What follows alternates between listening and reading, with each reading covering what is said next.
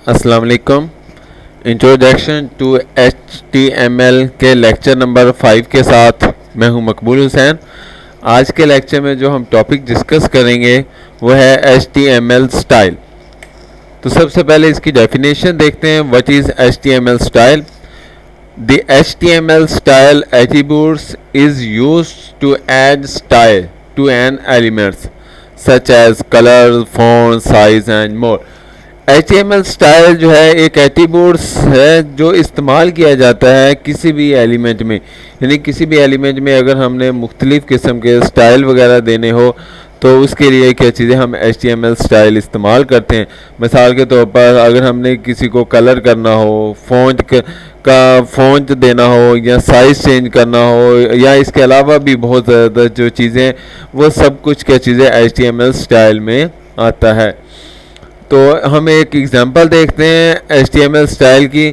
तो जिस तरह आपको पता है कि जब भी हम कोई भी प्रोग्राम स्टार्ट करेंगे तो डॉस टाइप HTML लिखते हैं, उसके बाद HTML का टैग इस्तेमाल करते हैं, फिर बॉडी स्टार्ट होती है और उसके बाद क्या चीज़ें हम पैराग्राफ में कोई भी अपना पैरा वगैरह लिखते हैं या कोई भी नाम वगैरह लिख सकते हैं। तो उसके बाद क्या चीज़ें हम स्टाइल का जो है यानी हम लिखते हैं यानी P style equal to double quotation के अंदर colour colon red semicolon और डबल कोटेशन क्लोज और उसके बाद क्या चीज़ें ब्रैकेट बंद कर दी जाएगी। ये क्या चीज़ें ये स्टाइल देने का एक तरीकाकार है, यानी ये सिंटैक्स है एक किस्म का। तो उसके बाद क्या चीज़ें आई एम रेड, तो यानी क्या चीज़ें आई एम रेड यानी ये जो लफ्ज़ लिखा हुआ है आई एम रेड ये क्या चीज़ें ये रेड कलर का हो जाएगा। इसी तरीके से अगर आप रेड की जगह पर ब्लू लिख देंगे तो ये जो अंदर कलर होगा वो क्या चीज़ें आई एम ब्लू जो है वो ब्लू कलर का हो जाएगा। इसी तरीके से अगर हम क्या चीज़ें यानी कलर रेड की बजाय कलर की बजाय अगर हम साइज़ चेंज करना चाहते हैं तो हम क्या चीज़ें यानी P style equal to double quotation के अंदर फ़ॉन्ट साइज़ और उसके बाद कॉलन लगा कर क्या चीज़ें हम उसकी साइज़ लिखेंगे 50 px यानी पिक्सल, ठीक होगा। तो 50 की जगह पर आप 100 भी लिख सकते हो, 300 500 जितना भी आप चाहें लिख सकते हो। उसके बाद सेमीकोलन लगाकर डबल कोटेशन क्लोज करें और ब्रैकेट को बंद कर दें और उसके बाद क्या चीज़ें यानी जिस वैल्यूज़ को अगर आपने बड़ा करना है वो आप वहाँ पर लिखें। तो ये क्या चीज़ें ये हमारा स्टाइल था। इसको हम एक प्रोग्राम की मदद से देखते हैं, यानी इसको प्रैक्टिकली करके देखते हैं। तो ये चलते हैं, ये मैंने ऑलरेडी प्रोग्राम बनाकर रखा हुआ है।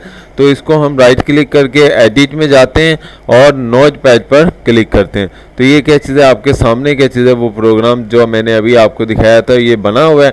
अब हम इसको क्या चीज़ें एग्जीक्यूट करते हैं। और आपको पता है मैंने लास्ट लेक्चर में भी बताया था जब भी किसी भी प्रोग्राम को एग्जीक्यूट करना है तो उसे क्या चीज़ें ओपन करें क्रोम में और उसके बाद जैसे आपके सामने देखें वो स्क्रीन जो है यानी जो आपने प्रोग्राम बनाया था वो आपके सामने आ चुके हैं। मकबूल हुसैन तो वैसे का वैसे ही आएगा क्योंकि वो पैरे में लिखा हुआ था। और उसके बाद ये जिस तरीके से मैं आपको दिखा देता हूँ, जिस तरीके से ये देखें मकबूल हुसैन ये पैरा है तो ये पैरे में वैसे का वैसे आ गया। उसके बाद क्या चीज़ें यानी हमने कलर रेड यानी रेड कलर था, उसके बाद ब्लू कलर था, तो ये देखें जी रेड कलर आ गया और उसके बाद क्या चीज़ें ब्लू कलर्स आ गया। और ये क्या चीज़ें आई एम बिग यानी क्या चीज़ें वो साइज़ जो था वो बिग लिखा हुआ था इसलिए वो बिग हो गया। अगर मैं इसको चेंज करता हूँ मिसाल के तौर पर 50 है, 50 को मैं क्या चीज़ें 20 लिख देता हूँ। 20 लिख कर क्या चीज़ें मैं इसको पहले सेव करूँगा, यानी हमने क्या चीज़ें इसको सेव किया यानी कंट्रोल S से क्या चीज़ें आप इसको सेव करें और उसके बाद यहाँ पर आप जाएं और उसको क्या चीज़ें रीलोड दिस पेज यानी पेज को क्या चीज़ें रीलोड करें यानी रिफ़्रेश करें। तो इसको क्या चीज़ें आप F5 से भी रिफ़्रेश कर सकते हैं और यहाँ से भी क्या चीज़ें इसको रिफ़्रेश कर सकते हैं। मैं जैसे इसको रिफ़्रेश करूँगा तो ये देखें जो साइज़ है वो क्या चीज़ें वो कम हो चुका है। इसी तरीके से आप क्या चीज़ें इसके जो कलर हैं वो भी चेंज कर सकते हो। जिस तरीके से ये ब्लू है आप यहाँ पर क्या चीज़ें ब्लू को क्या चीज़ें आप ग्रीन लिखेंगे तो क्या चीज़ें वो आपके सामने जिस तरीके से क्या चीज़ें ये ग्रीन लिखा हुआ आ चुका है। अब मैं इसको क्या चीज़ें सेव करता हूँ और उसके बाद क्या चीज़ें आपके सामने यहीं पर क्या चीज़ें मैं अब इसको जब रिफ़्रेश करूँगा तो ये देखिए जो कलर है वो ग्रीन आ चुका है।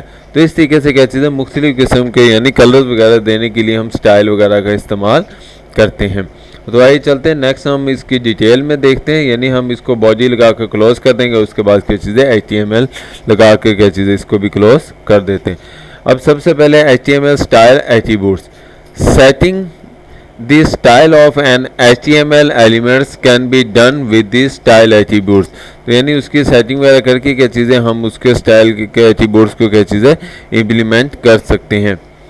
दी HTML स्टाइल एट्रीब्यूट सिंटैक्स, इसका जो सिंटैक्स है वो क्या चीज़ है, तो हमारे पास सबसे पहले दी HTML style attributes has the following syntax. तो ब्रैकेट स्टार्ट करेंगे, उसके बाद क्या चीज़ें टैग का नेम लिखेंगे, जिस तरीके से हमने क्या चीज़ें पैरा लिखा था, या उसके बाद क्या चीज़ें स्टाइल लिखेंगे इक्वल टू लगाकर डबल कोटेशन, और उसके बाद प्रॉपर्टी वैल्यूज़ प्रॉपर्टी लिखेंगे यानी फ़ॉन्ट लिखेंगे या रेड कलर लिखेंगे, और कॉलन लगाकर जो वैल्यूज़ जो हमने जिसको कलर करना था वो लिखेंगे। उसके बाद क्या चीज़ें ये क्लोज हो जाएगा। तो इसकी एग्जांपल जिस तरीके से हमने दी थी। अब सबसे पहला जो हम इसकी एग्जांपल देखते हैं यानी वो बैकग्राउंड कलर है, यानी हम किसी भी पेज का जो कलर है, जो बैकग्राउंड कलर है, वो कैसे तब्दील कर सकते हैं या कैसे उसको लगा सकते हैं। The CSS background colour property define the background colour for an HTML elements. तो यानी CSS यानी जिस तरीके से HTML है, इसी तरीके से CSS भी एक चीज़ है, लैंग्वेज का नाम है, लेकिन इसको फर्दर डिटेल हम आगे नेक्स्ट टॉपिक में डिस्कस करेंगे। तो इसमें क्या चीज़ें यानी ये HTML एलिमेंट्स में क्या चीज़ें हम बैकग्राउंड जिसका कलर चेंज कर सकते हैं। तो इसकी बैकग्राउंड की एग्जांपल देखते हैं। पहले सेम वही हेडर फाइल्स हमारे पास जो आती है, उसके बाद क्या चीज़ें हम टैग लगाएंगे body style equal to double quotation में बैकग्राउंड कलर्स, और डॉट लगाकर क्या चीज़ें पावर ब्लू, यानी ये कलर का नेम है, और उसके बाद क्या चीज़ें हमने ब्रैकेट बंद कर दिए, और उसके बाद क्या चीज़ें में ये मैंने वैसे ही क्या चीज़ें यानी हेडर फाइल H1 लिखा हुआ है, उसके बाद एक पैरा लिखा हुआ है, और बॉडी लगाकर क्या चीज़ें इसको क्लोज कर दिया, और HTML लगाकर इसको क्लोज कर दिया। अब हम क्या चीज़ें इसको हम सेम उसी तरीके से क्या चीज़ें अपने प्रोग्राम में ले जाकर इसको देखते हैं, और उसको मैं क्या चीज़ें चेंजिंग करके भी देखूंगा। तो जिस तरीके से यानी वही प्रोग्राम जो आपके सामने अभी स्क्रीन पर शो हुआ था, तो ये मैंने नोट पैड में ओपन किया है, तो ये वही प्रोग्राम है। अब हम इसको क्या चीज़ें एग्जीक्यूट करते हैं, तो इसको क्या चीज़ें ओपन करेंगे, तो ये देखें आपका कलर जो है वो बैकग्राउंड का जो कलर है वो चेंज हो चुका है। ये वैसे हेडिंग्स भी आ गई और पैराग्राफ भी आ गया, बैकग्राउंड जो कलर है वो भी तब्दील हो चुका है। अब हम इसको क्या चीज़ जिस तरीके से हमने कहा था हम इसको कलर को तब्दील भी कर सकते हैं। तो यहाँ पर अगर मैं रेड लिखूँगा तो ये आपके सामने जो है यानी ये मैंने रेड लिखा, और उसके बाद हम क्या चीज़ें पेज को इसको सेव करते हैं, और लास्ट में जाकर जब हम यहाँ पर जाकर रिफ़्रेश करेंगे या इसको रीलोड करेंगे, तो ये देखो जो कलर है बैकग्राउंड का वो तब्दील हो चुका है। इसी तरीके से हम मज़ीद इसको क्या चीज़ें यानी कलर और भी कोई लगा कर क्या चीज़ें हम इसको लगा सकते हैं। जिस तरीके से अगर मैं यहाँ पर ब्लू या ग्रीन लिख देते हैं, तो जैसे ही मैं ग्रीन लिखूँगा तो क्या चीज़ें वो हमारे सामने आ चुके हैं। इसको हम सबसे पहले सेव करेंगे, और उसके बाद यहाँ पर जाकर हम क्या चीज़ें इसको रीलोड करते हैं। तो ये देखें आपके सामने जो है जो बैकग्राउंड का कलर है वो तब्दील हो चुका है। उम्मीद है आपको बैकग्राउंड का कलर तब्दील करना आ गया होगा। अब हम नेक्स्ट चलते हैं। नेक्स्ट जो हमारे पास प्रोग्राम है यानी एग्जाम्पल टू बैकग्राउंड कलर, एक और यानी दो कलर्स यानी हमने लगाने हों तो क्या चीज़ें set background colour for two different elements, यानी एक लाइन पर एक बैकग्राउंड कलर लगाना है और दूसरी लाइन पर दूसरा बैकग्राउंड कलर लगाना है। तो सेम प्रोग्राम हम वैसे ही स्टार्ट करेंगे, और उसके बाद क्या चीज़ें यानी जिस तरीके से हमने लगाना हो यानी H1 स्टाइल डबल कोटेशन, यानी हमने यहाँ पर हेडिंग्स लगाई है, हेडिंग्स में हमने एक स्टाइल लगाना है, और क्या चीज़ें यानी वो जिसको स्टाइल लगाना है यानी दिस इज़ आ हेडिंग्स, यानी सिर्फ इसी लफ्ज़ में आपने बैकग्राउंड कलर लगाना है। उसके बाद दूसरा यानी हमने एक पैरा लिखा है, तो पैरे में भी same P style background colour, और क्या चीज़ें यानी कलर का नेम जो है टमाटो, और क्या चीज़ें आपने कोई पैरा लिखा और उसके बाद आपने इसको बॉडी लगाकर क्लोज कर दिया और HTML लगाकर क्लोज कर दिया। अब हम इसको क्या चीज़ें अपने प्रोग्राम में बनाकर देखते हैं। तो ये सेम वही प्रोग्राम जो अभी हमने देखा था, हम इसको अब क्या चीज़ें यानी अपने क्रोम में ले जाकर यानी पेज पर चलाकर चेक करते हैं। तो जैसे ही मैं इसको ओपन करूंगा तो ये देखें हमारे पास दिस इज़ अ हेडिंग के ऊपर बैकग्राउंड पर ब्लू कलर है, और उसके बाद दिस इज़ अ पैराग्राफ पर क्या चीज़ बैकग्राउंड पर क्या चीज़ है टमाटो कलर है।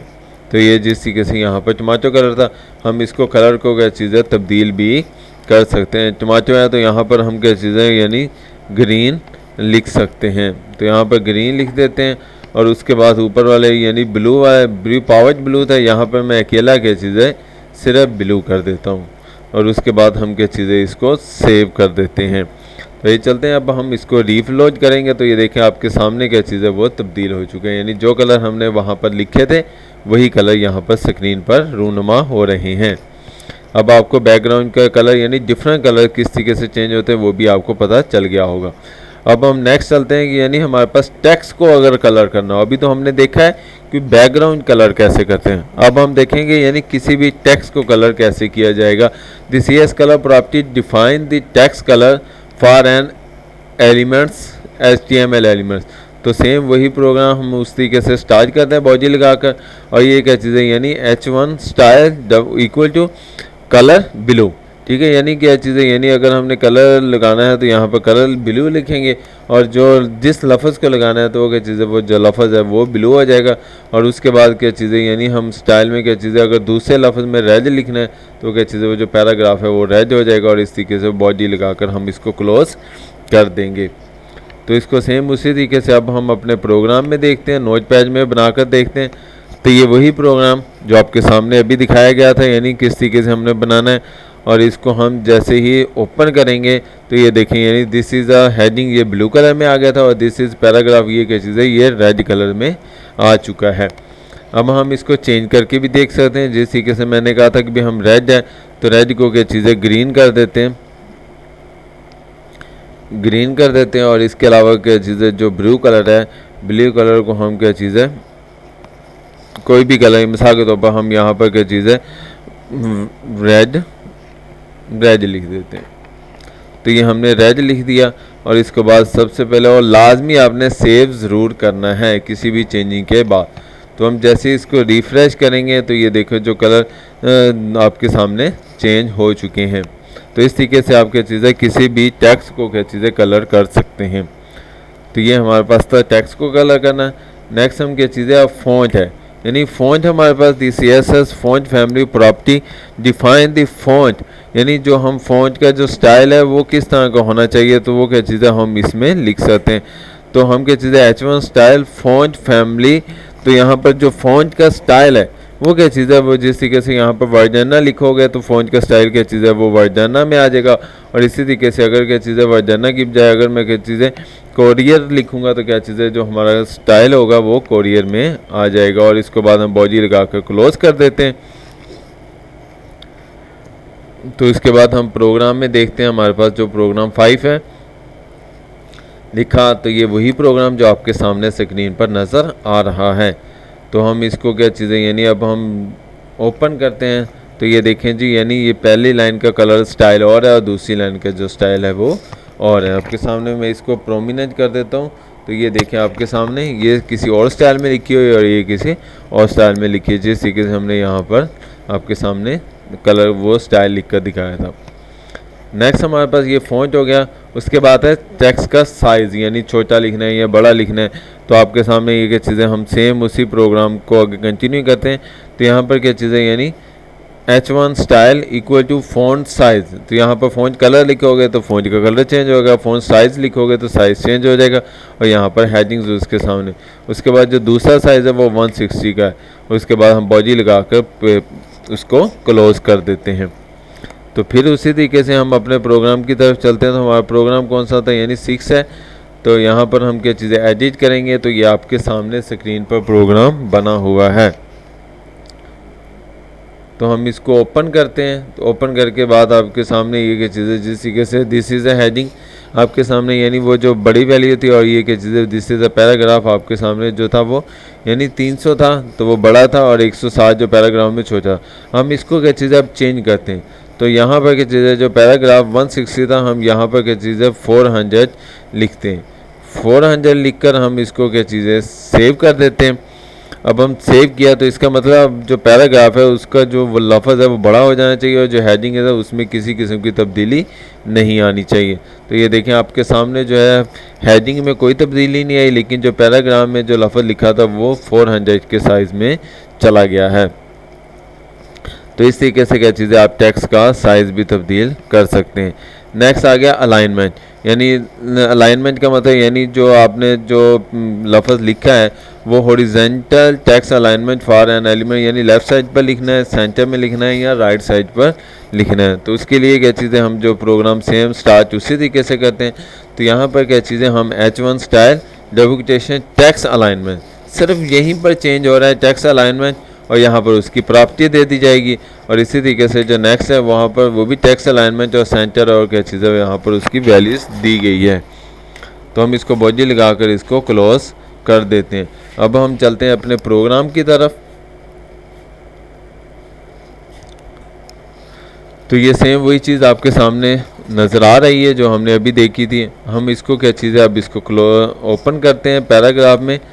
तो हमने इसको ओपन किया, यानी तो हमारे सामने ये देखें, यानी सेंटर कलर, सेंटर यानी पहला लफ्ज़ भी सेंटर में और दूसरा लफ्ज़ भी सेंटर में। हम इसको क्या चीज़ है अब तब्दील करते हैं। आपके सामने जिस तरीके से ये सेंटर है, तो हम नीचे वाले को सेंटर की बजाय यहाँ पर राइट लिख देते हैं, RI राइट। हम कहते हैं ये राइट में चला जाए, और उसके बाद क्या चीज़ें हम इसको क्लोज कर देते हैं, यानी इसको सेव किया। तो यानी हमारे पास इस तरीके से हम सेव करते हैं। और उसके बाद ये देखें हमारे पास अभी सेंटर में, लेकिन जैसे मैं इसको रीलोड करूँगा तो ये देखो जी वो आपके राइट साइड पर चला गया और वो क्या चीज़ है वो सेंटर में रह चुका है।